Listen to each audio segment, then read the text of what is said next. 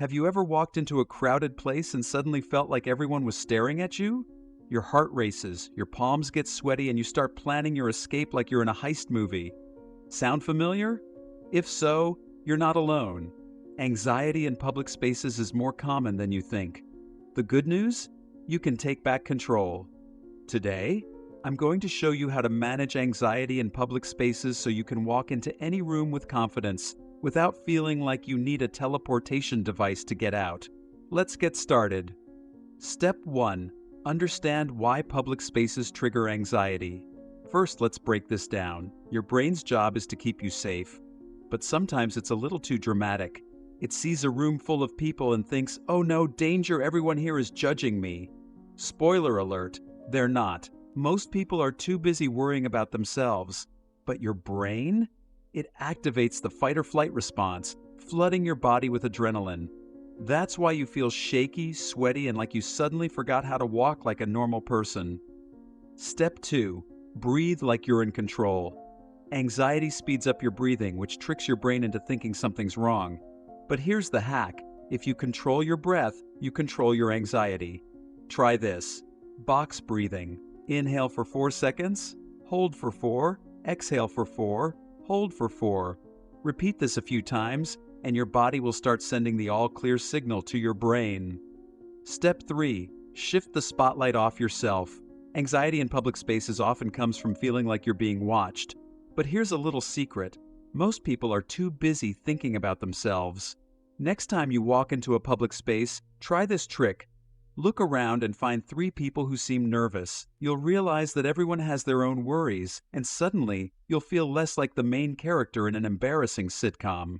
Step 4. Have a go-to grounding technique. Anxiety thrives in the what-ifs. The solution? Ground yourself in the present. Try this. Name 5 things you can see. Name 4 things you can touch. Name 3 things you can hear. Name 2 things you can smell. Name 1 thing you can taste.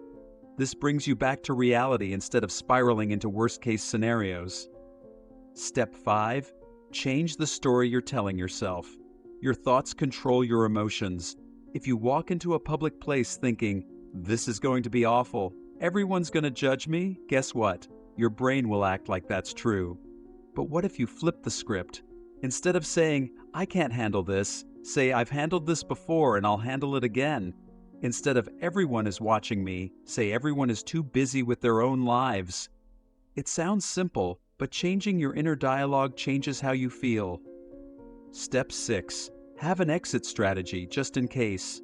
Look, I'm not saying you need to run away, but having a backup plan reduces anxiety. If you know you can step outside for fresh air or find a quiet spot if needed, it makes public spaces feel less overwhelming.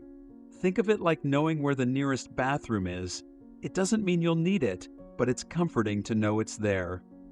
Step 7. Focus on small wins. Confidence builds through small victories. If being in a crowded mall is too much, start small. Go to a quiet cafe instead. Take a short walk in a park with people around.